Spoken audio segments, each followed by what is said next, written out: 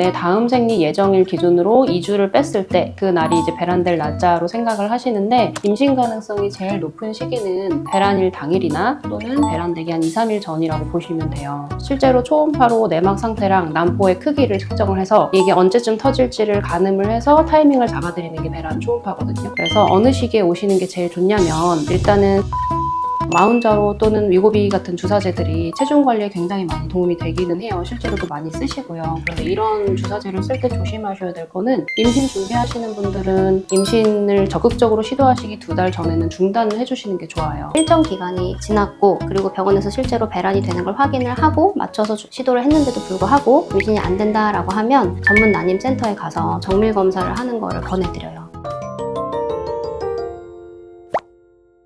안녕하세요. 미사 좋은 날의 산부인과 장혜인입니다.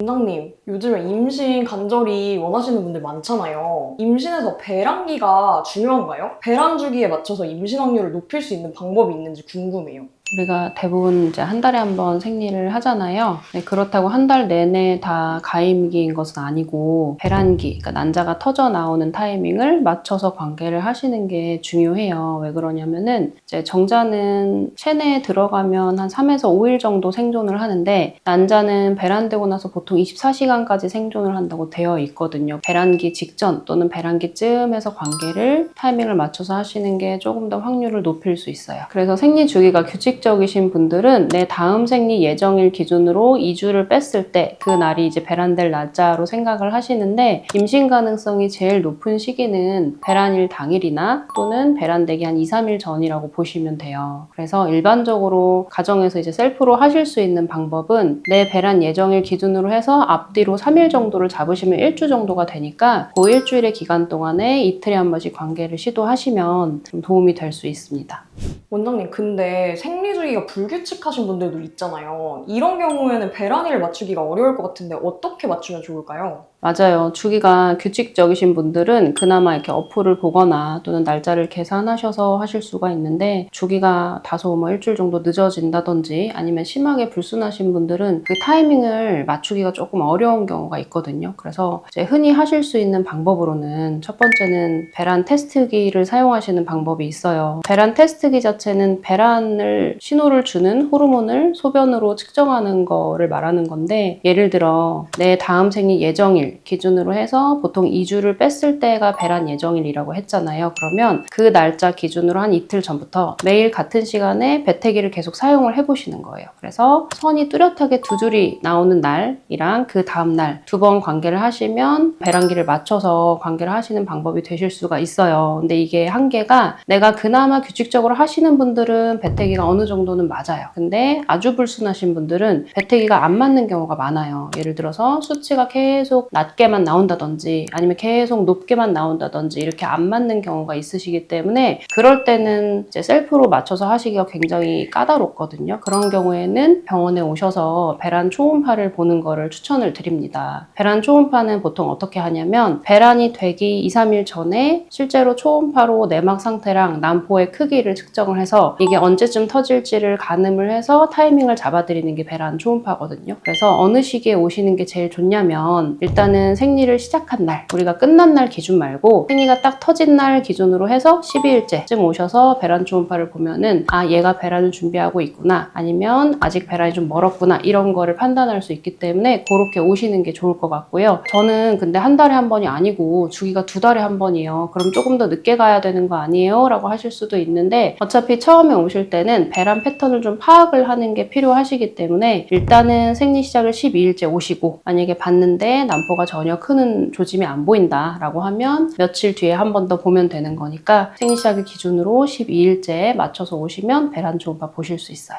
원장님, 임신 준비하면서 체중 관리들 많이들 하시잖아요. 체중 관리가 중요한지, 그리고 요즘엔 체중 관리 하시는 분들 중에 위고비나 마운자로 이런 약을 많이 맞으시는데, 임신 준비할 때 이런 다이어트 약 맞으면서 관리해도 되는지 궁금해요. 임신 준비할 때 사실 계획적으로 하신다라고 하는 게 좋겠죠. 그리고 특히나 임신 준비 시 적정 체중으로 관리하는 거는 굉장히 중요해요. 왜냐하면 체지방이 너무 많거나 적으면 여성 호르몬 수치에 영향을 줄 수 있기 때문에 배란에 어떤 영향을 줄 수 있습니다. 그래서 적정 체중으로 관리를 한 다음에 계획적으로 시도하시는 게 도움이 많이 될 수 있고요. 두 번째는 만약에 임신을 했다라고 했을 때도 체중을 관리를 하시고 임신을 하시면 임신했을 때 추후에 생긴 임신성 고혈압이나 임신성 당뇨 이런 합병증을 예방하는 데 도움이 되기 때문에 그런 부분에서도 중요하다고 할 수 있겠고요. 그리고 세 번째는 임신을 준비하실 때 남녀 모두가 건강한 식이를 하고 그리고 엽산제를 복용하시면서 적당한 운동을 하면서 체중을 관리하시게 되면 정자와 난자의 질을 개선시키는 효과가 있어요. 그래서 그런 면에서도 도움이 되실 수 있어요. 그리고 이제 말씀하신 주사제 같은 경우는 요즘에 굉장히 많이 물어보시는데 마운자로 또는 위고비 같은 주사제들이 체중 관리에 굉장히 많이 도움이 되기는 해요. 실제로도 많이 쓰시고요. 그런데 이런 주사제를 쓸 때 조심하셔야 될 거는 임신 준비하시는 분들은 임신을 적극적으로 시도하시기 2달 전에는 중단을 해주시는 게 좋아요. 왜냐하면 아직 이런 주사제들이 임산부들을 대상으로 한 대규모의 연구는 없기 때문에 주사제를 맞으면서 임신을 했을 때 아기한테 어떤 중대한 기형을 유발한다라는 게 보고된 거는 없지만 동물 실험에서는 어떤 아기의 성장 지연이나 또는 구조적인 결함을 유발한다는 보고가 있기 때문에 조심을 하시는 게 좋아요. 그래서 약물이 좀 몸에서 씻겨 내려가는 시간을 고려했을 때는 최소 2달 전에는 좀 약물을 중단해 주시는 거를 권고드려요. 그런데 이런 경우도 있어요. 저는 몰랐어요. 전 임신하려고 한 게 아닌데 주사를 쓰다가 보니까 임신을 확인했어요. 저는 아기를 포기해야 되나요? 라고 하시는 경우도 있는데 반대로 말하면 물론 영향이 절대 없다라고 할 수는 없는데 그렇다고 뚜렷하게 아기가 문제가 생긴다는 증거도 없기 때문에 그런 경우에는 임신을 인지하는 순간 그냥 중단하시면 될 것 같습니다.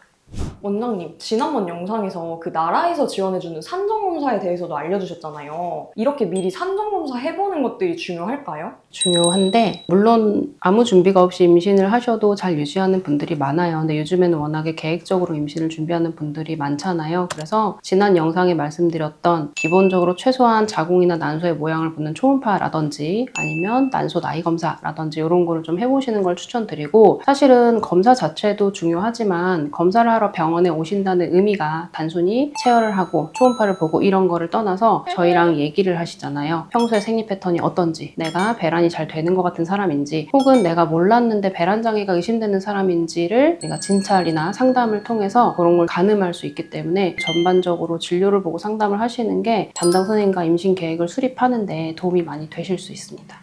원장님, 이렇게 임신 준비를 했는데도 임신이 잘 되지 않을 때도 있잖아요. 이럴 땐 어떻게 해야 될까요? 앞서 말씀드린 초음파나 AMH 같은 기본적인 검사를 한다고 해서 임신이 안 되는 모든 원인을 다 알 수는 없어요. 일반적으로 특별하게 기저질환이 있거나 문제가 없는 젊은 여성분의 경우에는 앞서 말씀드린 것처럼 한 3개월에서 6개월 동안은 병원에 오셔서 배란 초음파를 확인을 하면서 배란이 되는 타이밍을 맞춰서 관계를 시도하시는 거를 권해드리고요. 근데 3개월, 6개월, 8개월 지났는데 계속 안 되고 있는데 시도만 할 수는 없는 거잖아요. 일정 기간이 지났고 그리고 병원에서 실제로 배란이 되는 걸 확인을 하고 맞춰서 시도를 했는데도 불구하고 임신이 안 된다라고 하면 전문 난임센터에 가서 정밀 검사를 하는 거를 권해드려요. 일반 병원에서 시도하는 임신은 배란이 되냐 안 되냐에 조금 초점이 맞춰 있는 면이 있다고 보시면 되고요. 난임병원에서는 임신이 어렵게 하는 구조적인 또는 기능적인 원인에 대해서 확인할 수 있어요. 예를 들어서 정액 검사를 한다든지 나팔관 조영술을 통해서 나팔관의 구조를 본다든지 또는 호르몬 검사나 대사 검사 등을 통해서 임신에 방해가 되는 요인을 확인한다든지 이런 정밀 검사를 할 수 있기 때문에 난임병원 방문해서 조금 더 구체적으로 임신 계획을 수립하시는 것을 권해드립니다.